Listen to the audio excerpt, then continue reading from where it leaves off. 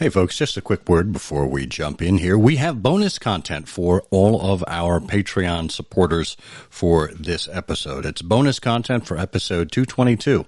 We go behind the scenes with our guest today. That's Peter Blau. And we also have a question that we pose to each other and to our supporters for exactly what you are looking for with respect to acknowledgement. So if you don't mind, you can support us for as little as $1 a month on Patreon. Listen for the links or click them in the show notes at ihose.co/ihose222. Support for this episode of I Hear of Sherlock Everywhere is brought to you by MX Publishing, with the largest catalog of new Sherlock Holmes books in the world. New novels, biographies, graphic novels, and short story collections about Sherlock Holmes. Find them at mxpublishing.com.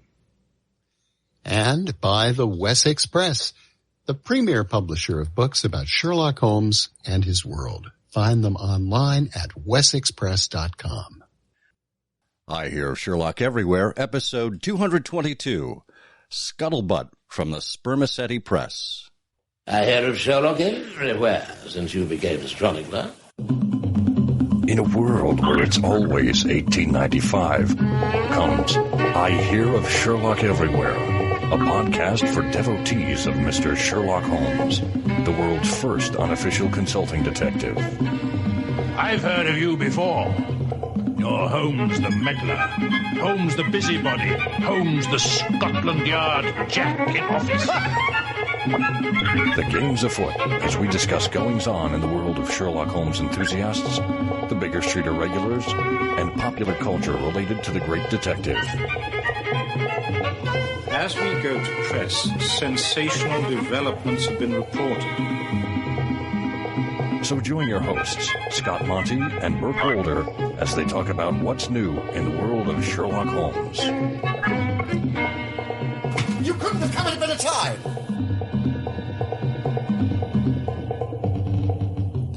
Well, hello there, and welcome to I Hear of Sherlock Everywhere, the first Sherlock Holmes podcast where it's always 1895. I'm Scott Monty.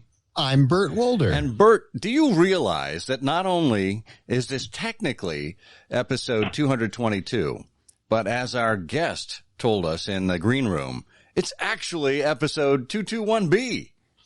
Yes, that's why there were 17 steps to get to my desk today. I think you should join a 17-step program, actually. Well, we are here not to discuss numbers, but to discuss words, which, of course, every Sherlockian loves. We will get right to that in a moment. In the meantime, if you would like the show notes for this episode, they are available at ihose.co/ihose222. That's all lowercase. That'll take you directly to the ihearofsherlock.com website to this particular episode, where you can sift through our narrative. You can look at some of the links that we're going to share. And, of course, you can decide to support us on Patreon. For as little as $1 a month, you can help support the efforts here, which helps in production, certainly helps in the email cost, the web hosting cost, the sound cost, all the things associated with a major broadcast like I Hear of Sherlock Everywhere. For $1 a month, I mean, who's to say you can't do that? We would certainly appreciate your support. Now, Burt, before we get into the introduction of our guest here, just wanted to share a little breaking news. I don't know if you saw in the news yesterday, as our guest slams the door around there. We are recording on August 13th. Yesterday, the news broke that actress Una Stubbs passed away at the age of 84. Una Stubbs, of course, is probably best known around these parts for playing Mrs. Hudson in the BBC series Sherlock. Yes, she is. And it's sad. I mean, she had a wonderful career. In fact, she was just working recently in another series, wasn't she? I don't know. Well, what I do know is that, ironically, one of the shows that she was known for was Till Death Do Us Part. And, well, she was true to her word, I guess. So, she was a wonderful addition to the show, and certainly part of the vernacular, as "not your housekeeper, dear," became a widely thrown about phrase by many people who were fans of the show. And of course, Mrs. Hudson was never a housekeeper. She was a landlady.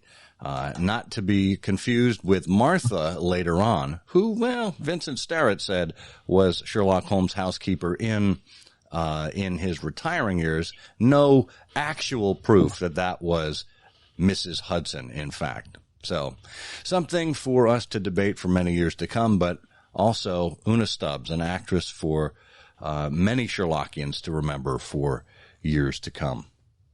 Yes, it is wonderful to just remember her and note that performance. Among other things, she I think was an artist and had an exhibition of her sketches at one point, but she also worked most recently in a series called The Worst Witch, where she played Miss Bat. So she had a wonderful career, and it's a shame she wasn't, I think, more well known in America. Well, someone who is well known around the Sherlockian parts is Peter Blau. Peter has been a member of the Baker Street Irregulars since the 1950s, when he received his investiture Black Peter in the BSI. Since that time, he has gone on to serve as the unofficial secretary of the BSI, now officially known as Cartwright, I think. We'll verify that with him in just a moment. And he has been producing his newsletter, Scuttlebutt, from the Spermaceti Press since, decades now. We're going to talk about the origin of that, how Peter puts it together, and why it is the essential newsletter for the Sherlockian world. Peter, welcome back to I Hear of Sherlock Everywhere. Thank you. Excellent. Now, remind us, when did you receive your investiture in the Baker Street Irregulars? 1959. 59.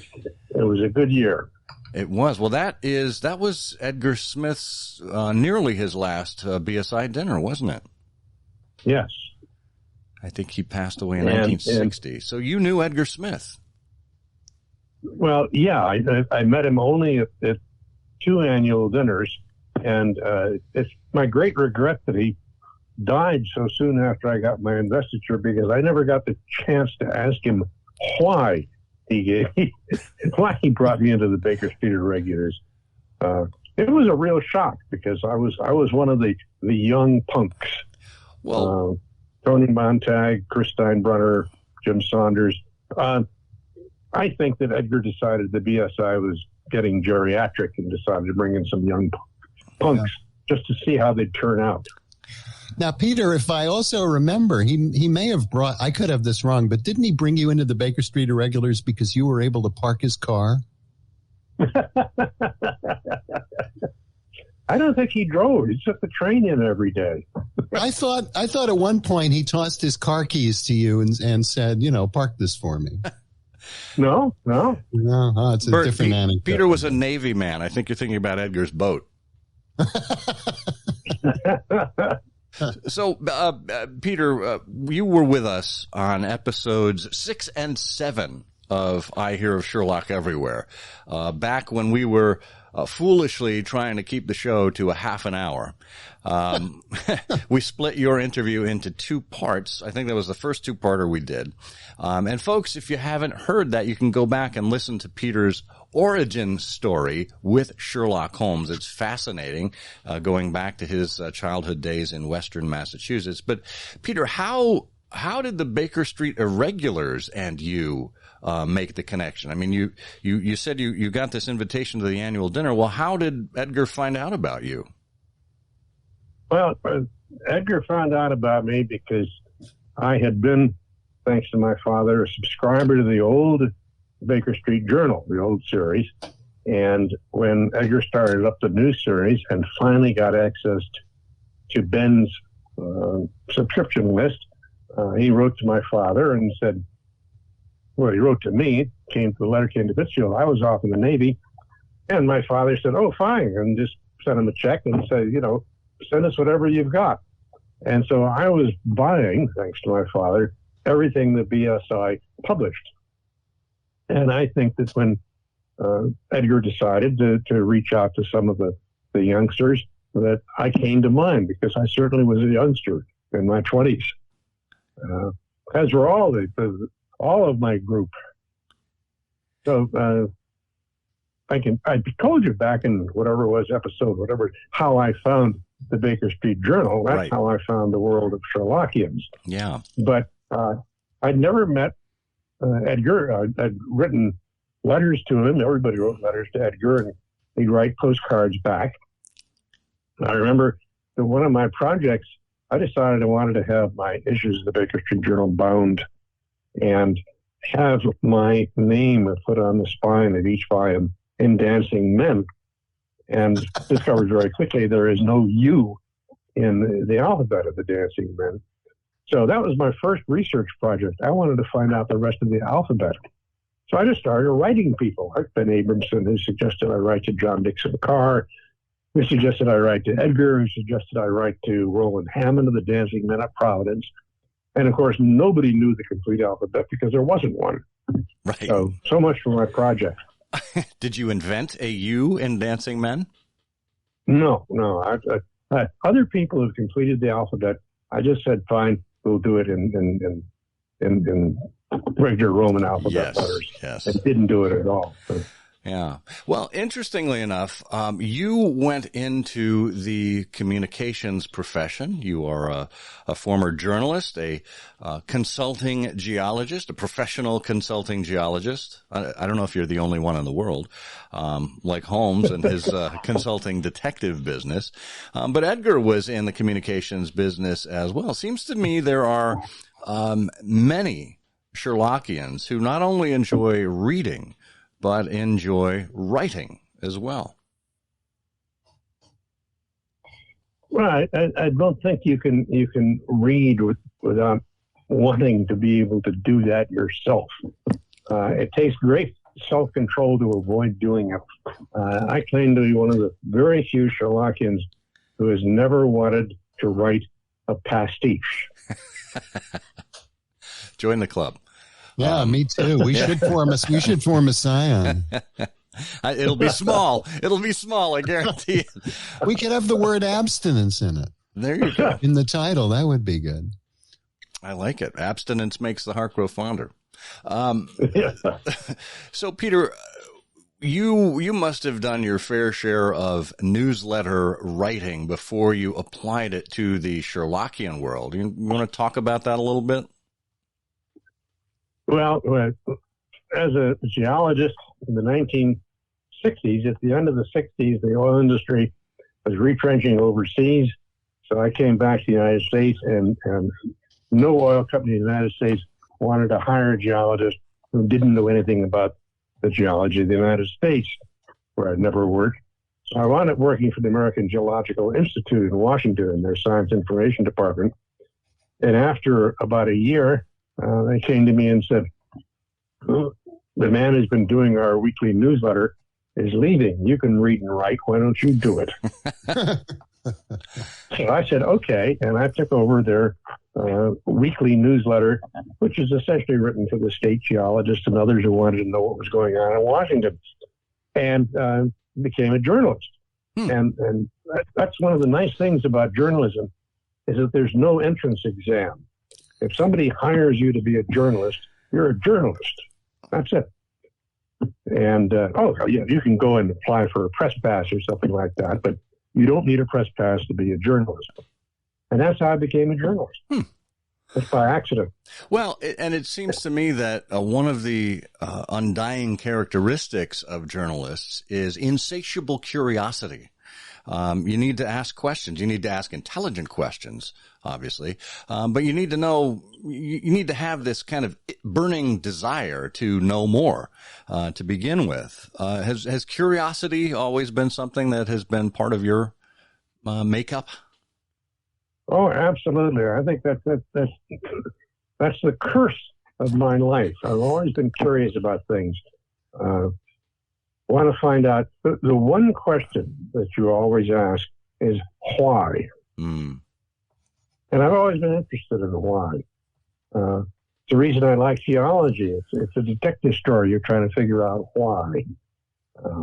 Geology is the one science. It's a I think that's one of the reasons I was attracted to Sherlock Holmes so much, is that detective stories are interesting.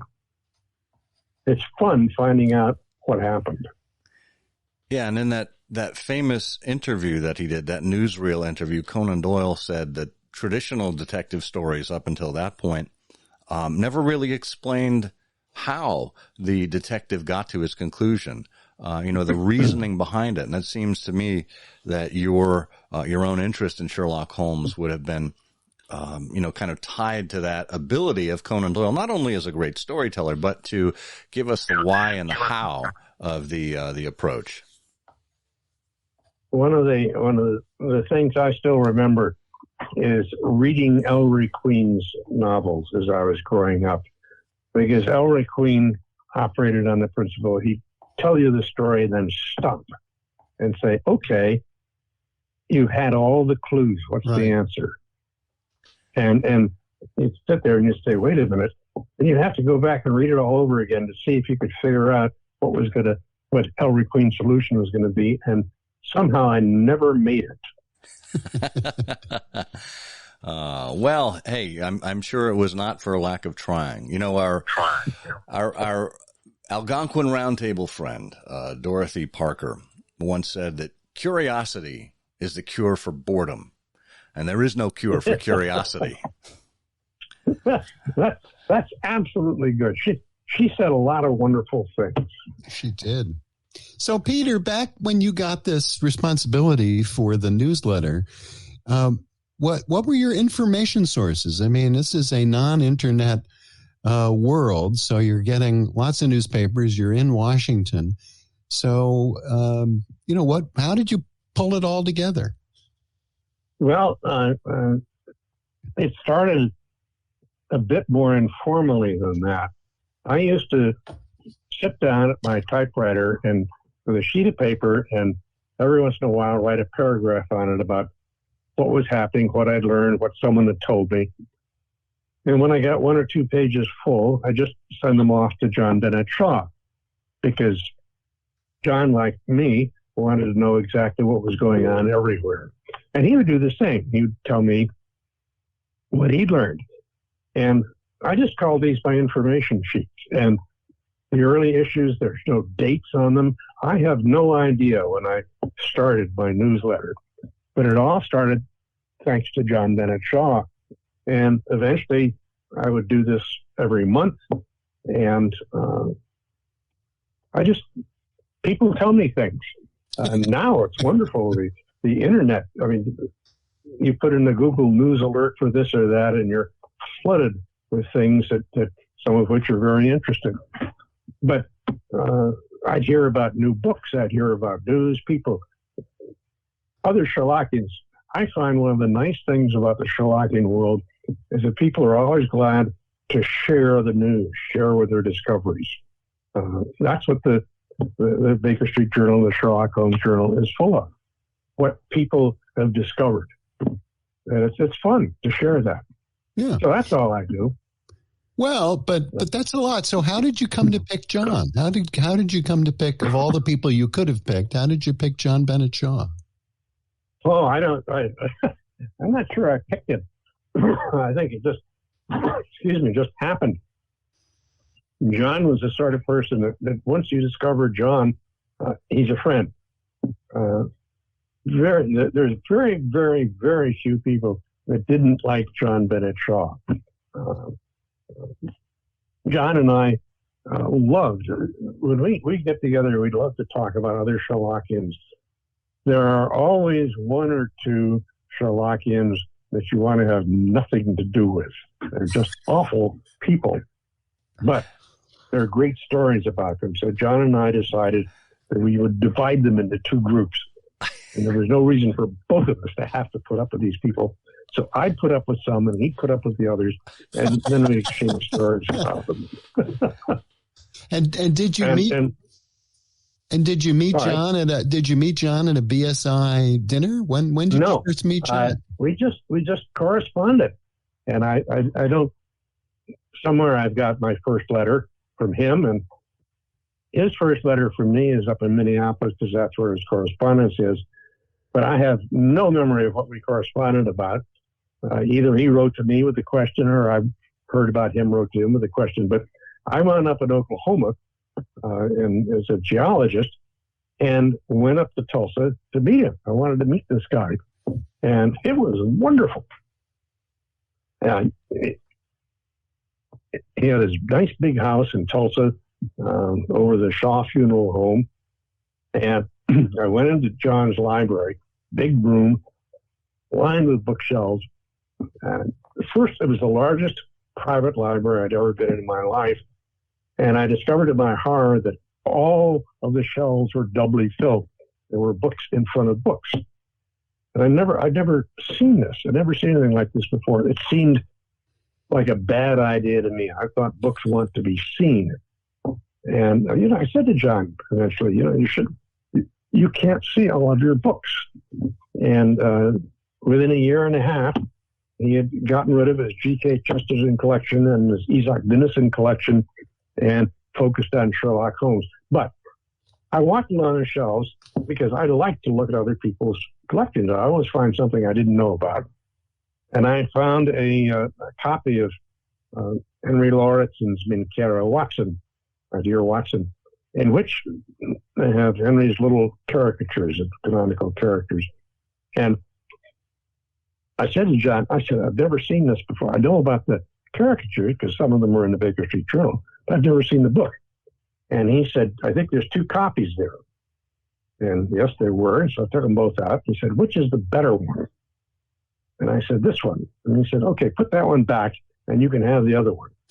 Wow.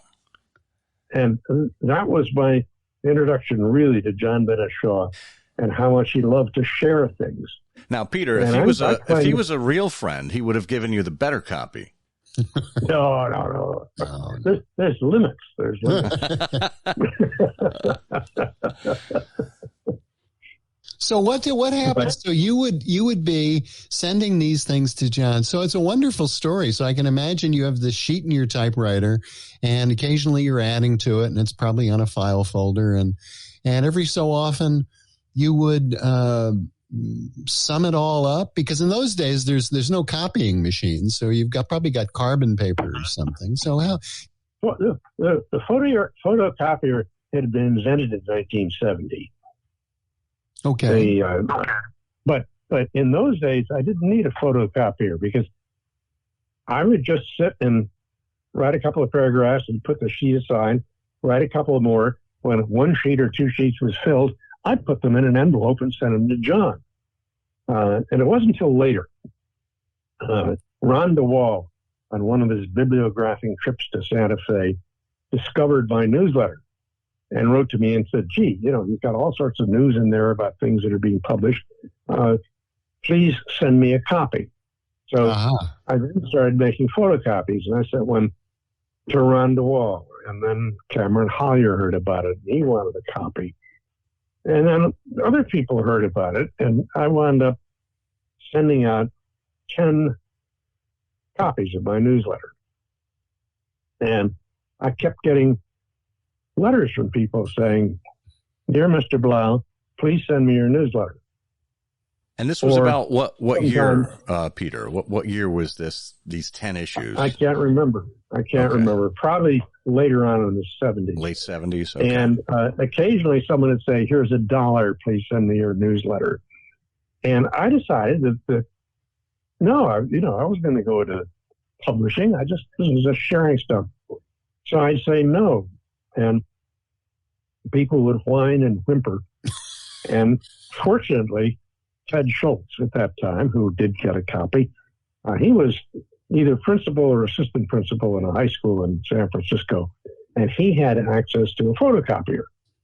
So he would take my newsletter and shoot it down half size, 2 pages per page, and send it out to anybody who wanted it.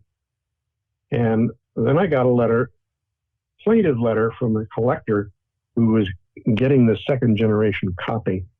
And he said in great despair that by the time he got my newsletter, all the good stuff was gone. So he wanted me to mail it out quick. And that's when I decided, well, I probably should publish it. So I did a careful calculation and figured that every month copying it and mailing it would cost me $6, and that's what I charged for my newsletter when I first started publishing, $6 a year.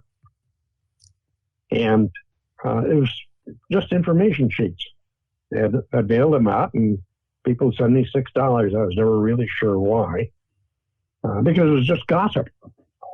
But it kept going, and finally, Phil Scheffler, when he was editing the Baker Street Journal, said that he wanted to stop doing all of the gossip in the BSJ, and he wanted to do scholarly stuff and real articles. So he said, why don't I just tell people to get your newsletter? What's the name of it? And I didn't have a name for it, so I had to name the newsletter the Scuttlebutt from the Spermaceti Press.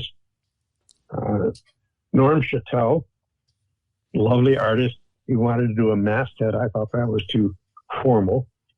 So now I was in the publishing business. And then I discovered that Ron DeWall was doing really good to publish his bibliography. And I was worried because while the $6 covered my costs, it was work taking this, getting it photocopied and stuffed in the envelopes and all that. So I asked John Bennett Shaw to check Ron DeWall's 3x5 file cards the next time Ron was in Santa Fe. And if he found a file card for my newsletter, take the file card out and throw it away. Why? Because I was sure that if this wound up in his bibliography, then I'd be flooded with people asking for copies, and it was too much work. And I think John did this 3 times, and 3 times Ron put it back, and finally everybody knew about it, and I wound up with almost 400 subscribers to my newsletter. And fortunately, then they invented the internet.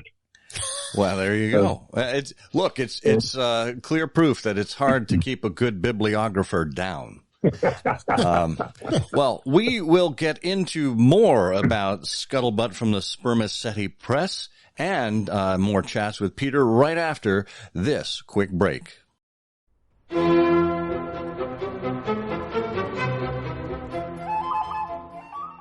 Arthur Conan Doyle wrote 22 novels. The one he thought his best is an adventure story of knights and chivalry. 20-year-old Alan Edrickson travels the world encountering bullies, con artists, thieves, a damsel in distress, and 2 men who become his closest friends. Together they join the White Company, archers and fighters led by the gallant Sir Nigel Loring.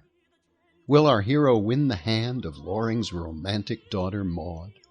Will the chivalrous Prince Edward restore Peter of Castile to his Spanish throne? Published in 1891 and never out of print, The White Company is a tale of pageantry and piracy, heraldry and hope, published now in an exclusive annotated edition with the original N.C. Wyeth illustrations in blazing color. Don't you owe it to yourself to read Conan Doyle's favorite book? Get the annotated White Company at wessexpress.com.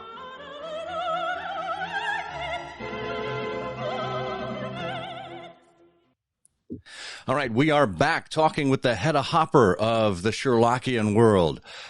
Peter, you mentioned that you were suggested, I think it was by Phil Scheffler, you said, that the newsletter needs a name. How did you arrive at the name Scuttlebutt from the Spermaceti Press? Getting to the why here. Okay, well, it was easy. There already was a Spermaceti Press, because when I started doing my seasonal souvenirs for the annual dinners of the Baker Street Irregulars, Delusions of Grandeur, I knew that everybody had their own private press. Of course, Edgar Smith had the Pamphlet House, and Dean Dickensheet had the Bone Press, and none of us actually had printing presses. It's just a name for you as a publisher. The only Sherlockian I know who actually did have a printing press was John Rule. and he published stuff from his Pequod press. And by God, he had a printing press. He had a house, a 5-story house on the side of a hill, and the printing press and all of the type were on the bottom, because if it was on the top and there was an earthquake in California, everything would come down on top of him. But the Spermaceti Press was easy because I lived at that point on Holmes Road in Pittsfield, just down the street from Arrowhead, where Herman Melville wrote Moby Dick.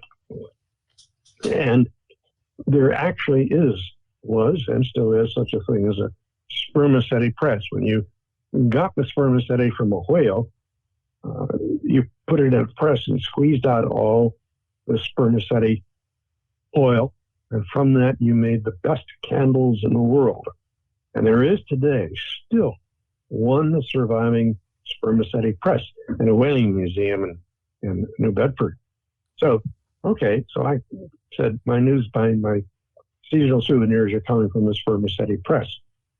And when it came time to name my newsletter, I figured it was just gossip. Well, I knew that in nautical terms, scuttlebutt is gossip, because the butt was a water barrel on an old ship, and scuttlebutt was gossip because people stand around a water barrel and gossip in those days just the way they stand around the water coolers and gossip in today's office. If there still are water coolers. I haven't been in an office in a long time. If there are still offices, right. But how wonderful, Peter, that you were able to kind of follow this thread of things having to do with the whaling industry from John Rule's Pequod Press, of course, the Pequod being the ship that Captain Ahab commanded, your own investiture in the Baker Street Irregulars as Black Peter, a famous harpooner and captain, all the way up to naming the newsletter. I mean, what a wonderful red thread throughout. Well, it's fun to make connections. It is. So, I'm sorry. Go ahead. No, I was going to say that's what you two do. Week after week after week, you connect things. So that's why people tune in to listen. Well, they want to be connected. That's exactly, it's making connections and making collections. You know, I mean, what you do with the newsletter is really the art of curation.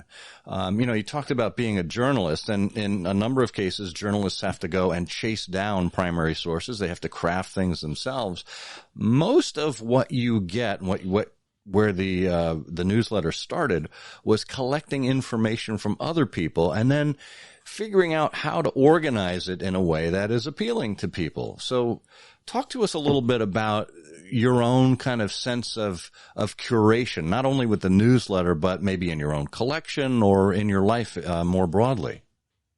Well, to me, the prime need for curation is in journalism. One of the terrible things that's happening today because of the internet and social media is that there is so much information available, and a lot of people don't know how to sort out the real information from the unreal information.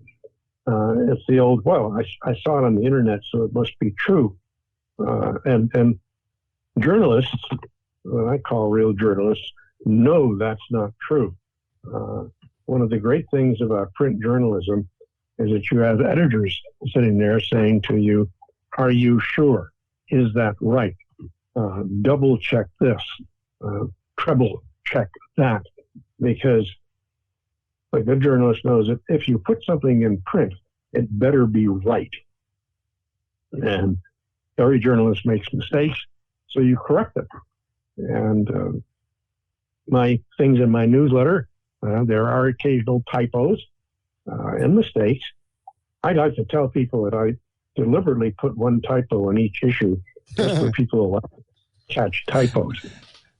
Yeah, I found the most foolproof method of finding typos in my own newsletter is a single button, and it's marked send.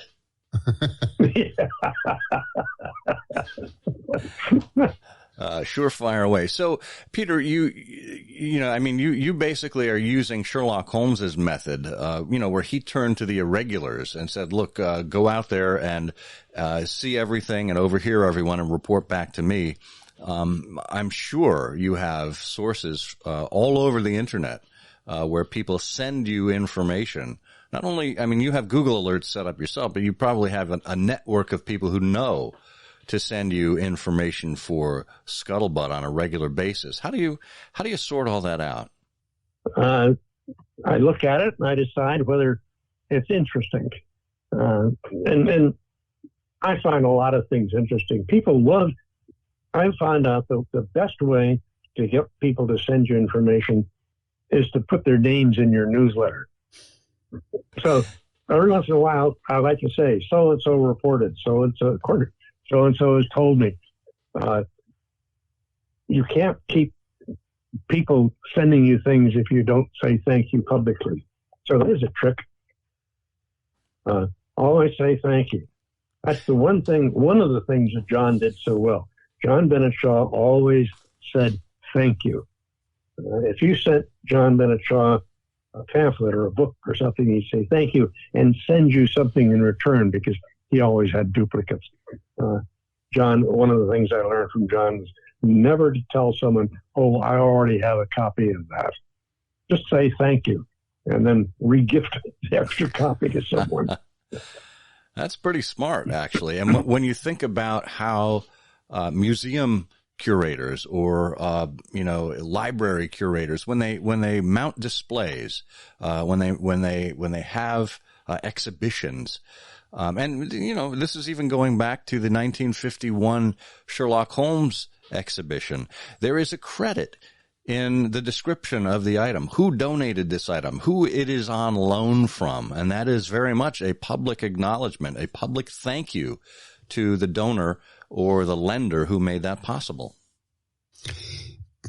Peter, one of the things I just wanted to ask you about, you just mentioned your rule of putting things, well, I don't know, not a rule really, but how you fell into this.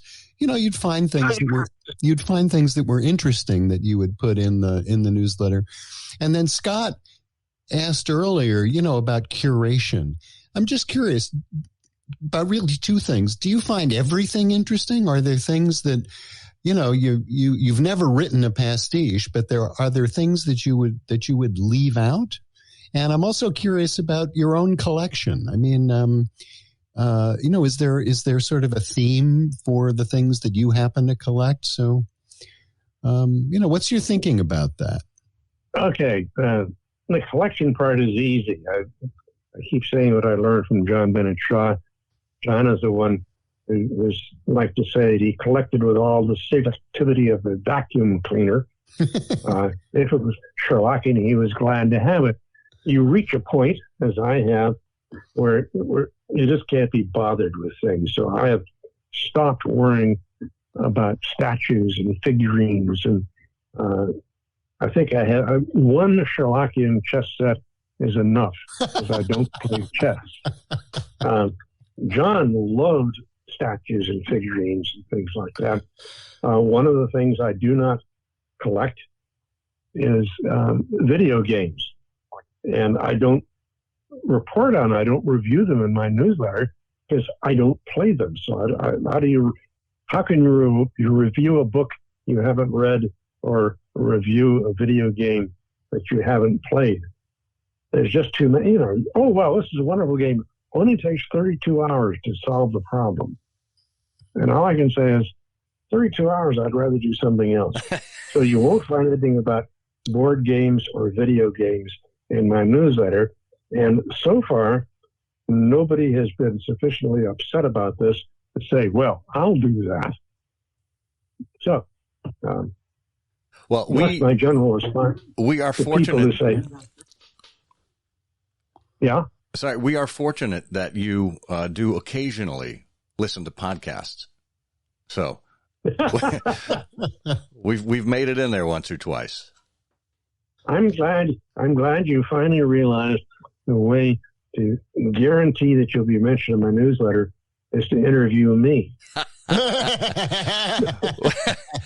It's taken us long enough to catch on. You're an original, Peter. You're from season 1. Yes, you're not even a paperback reprint. You are the original Peter E. Blau. This is not the photocopied Peter. Yeah. So, Peter, the newsletter, it looks like, has been in constant publication since at least in wide circulation since about 1985. Is that correct? Well, 1985 is when I got my computer, my personal computer. Okay. And started writing it on electronically. Okay. And eventually I got a dial-up connection to the internet and realized that I could send this to people by email.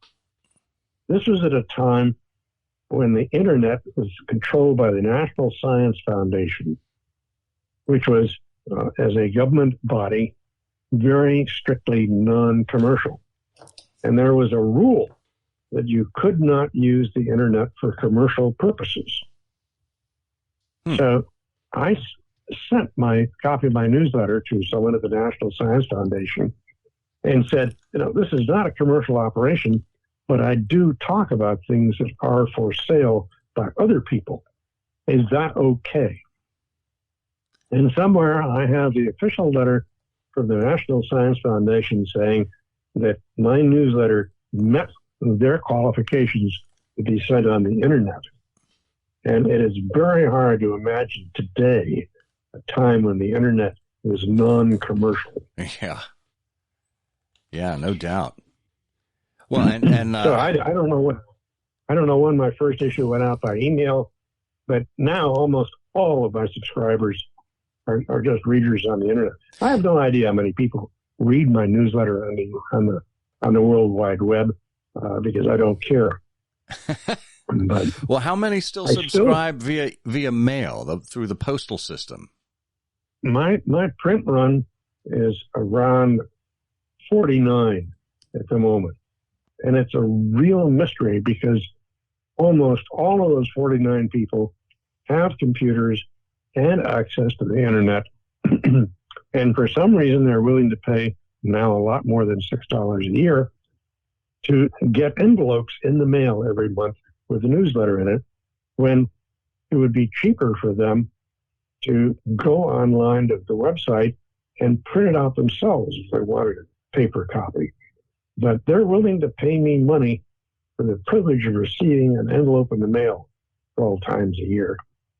And I don't understand that. There are a couple of people who literally, well, one of them doesn't own a computer, and the other one won't read anything that has been printed out from the computer.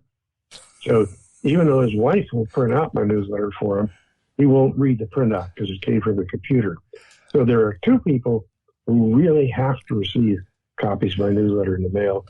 And as far as I know, the rest of them, they just want to. Well, please don't tell that gentleman how the book publishing industry has changed. Well, that's fascinating. I mean, I would imagine there are probably a number of collectors in there who like to get that. But as you note, it is available electronically as a PDF. You can certainly print it out. For folks who would like to read it, it's available at redcircledc.org. And the original issues, I think going back past 2012, are available on Sherlocktron, which is an original BBS service, I think, that started carrying Scuttlebutt. We carried it for a little while on IHearOfSherlock.com, but that is the definitive place to find it. We will have links to both of those, to the Red Circle site and the Sherlocktron site, if you'd like to take a look at Peter's newsletter yourself. And there are perhaps some of our listeners who have a flexible and elastic relationship with time and are saying to themselves, if only this newsletter could be brought together on an annual basis so I could read all of the issues at once. Well, Ross Davies is scanning the paper copies of Peter's newsletter and presenting them in his Baker Street almanac annually, so that's available too. Well, actually, the Baker Street Almanac version of my newsletter is unique because Ross Davies discovered that the newsletter that I send out at the end of every month, if there are mistakes, the mistakes get corrected in the archival copy. So that if you go to the website now and look at a past issue, mistakes have been corrected. And Ross wanted to be able to reprint the absolute first edition. So I have to mail him a copy, which he then publishes at the end of every year.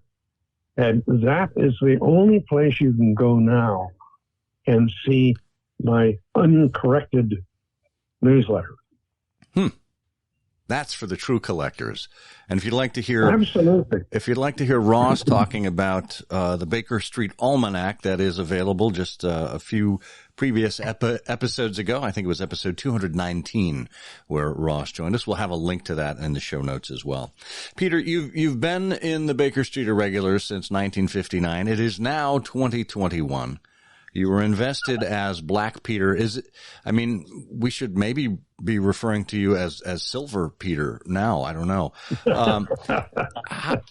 How much longer do you think you're going to be able to keep doing this? And what is the future of Scuttlebutt from the Spermaceti Press hold?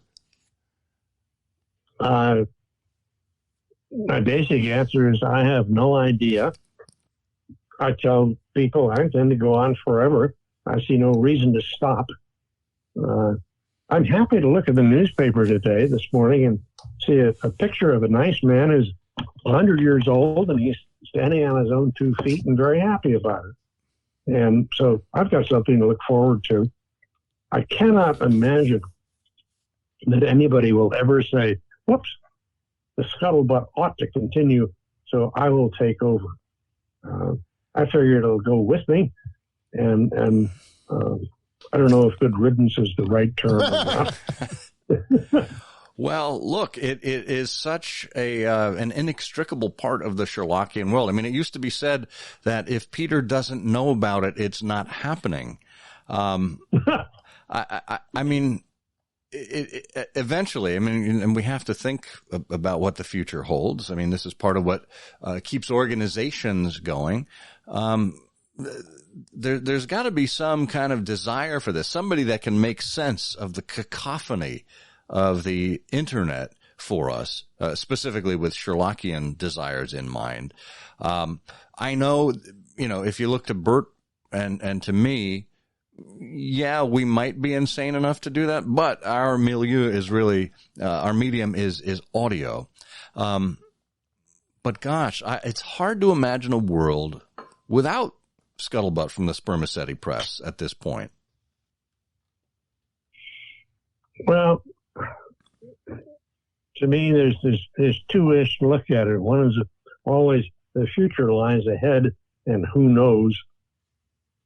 But the other is when you think about the past, a great quotation I like is posterity. What the hell? What has posterity ever done for me? What have the Romans ever done for us? I know, right? Well, look, it's been a great model that you have built, Peter. I think it's certainly entertained, informed, kept a lot of people interested over the years, and we're hoping that it'll continue for many years to come. And thank you for doing what you do for the Sherlockian community at large. Well, thank you in return. One of the nice things about the Sherlockian world is that there are so many people with so many different interests who are willing to do some work, as the two of you are with your podcasts. There was a time when there wasn't any way to listen to Sherlockians talk except to go to a Sherlockian meeting. Right. Now, stuff's all over the internet. It's amazing. You can't escape it. It's amazing. I know. Well, this has been a rare treat for us, Peter. Thank you, and hope to speak to you again at some point. Thank you. More urgently than 15 years. Okay. Well, I am for episode 323B. Perfect. Perfect. All righty. Okay. Many thanks and farewell.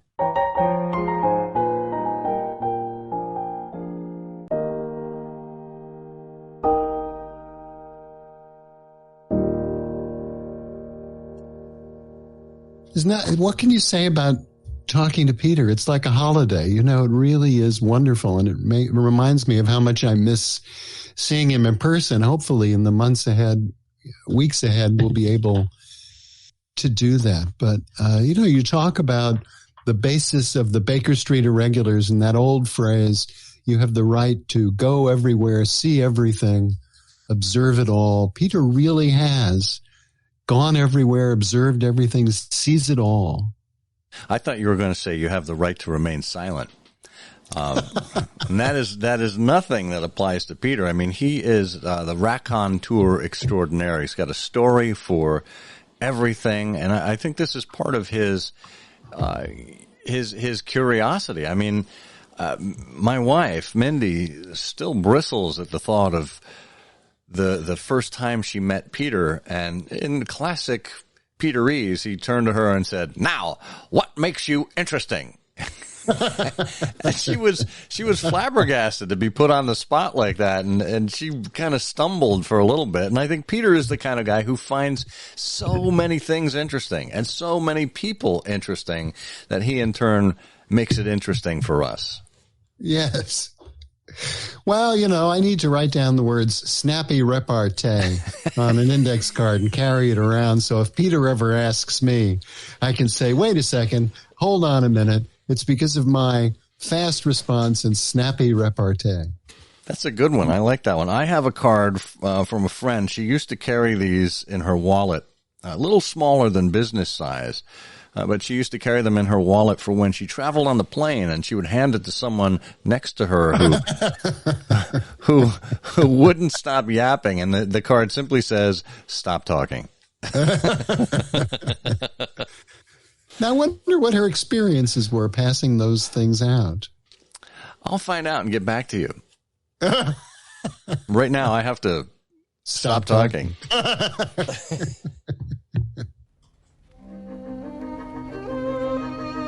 There's never a lack of things to talk about when it comes to our friends at MX Publishing.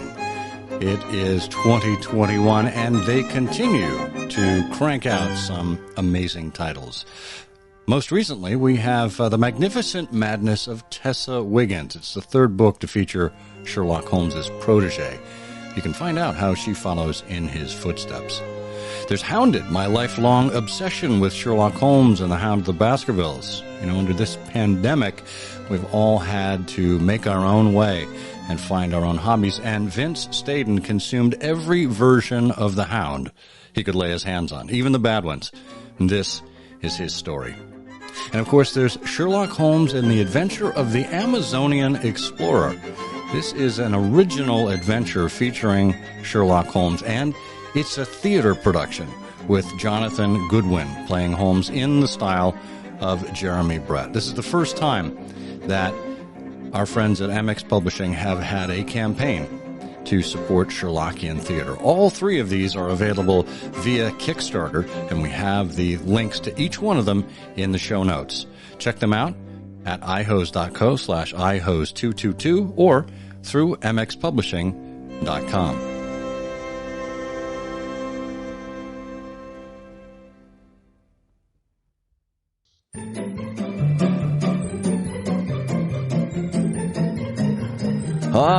Well, we've stopped talking, and we're going to start playing the music here, of course. It's a theme to Canonical Couplets, the Sherlockian quiz game that you all love playing as well. It's one we've been doing for quite some time, and one that actually, probably sees no end in sight. Now, as I was thinking about what we are going to offer for this episode's Canonical Couplet, I was initially thinking, well, we could offer a subscription to Peter's newsletter. But that's free.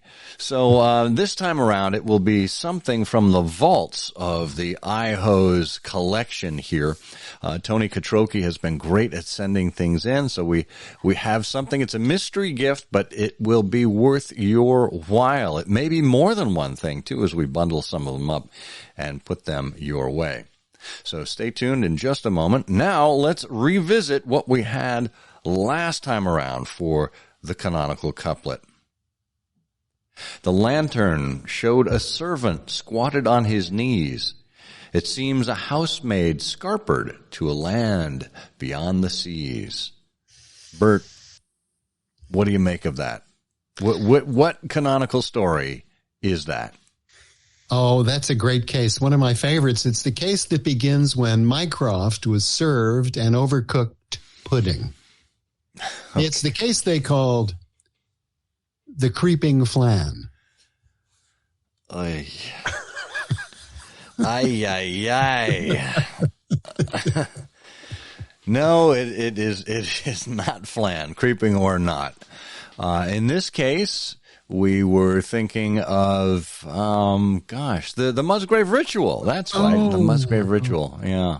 Close. Yeah. Well, a number of people answered this, including, of course, our faithful compatriot, Eric Deckers, who said it's the story of Sherlock Holmes when he tried to solve the mystery of the murdered hot dog vendor by using a medium to contact his spirit and name the killer. It's the mustard spiritual.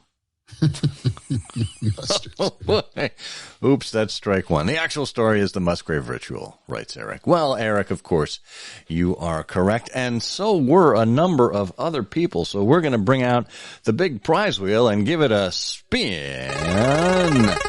Watch it go around there. And seeing it rest on number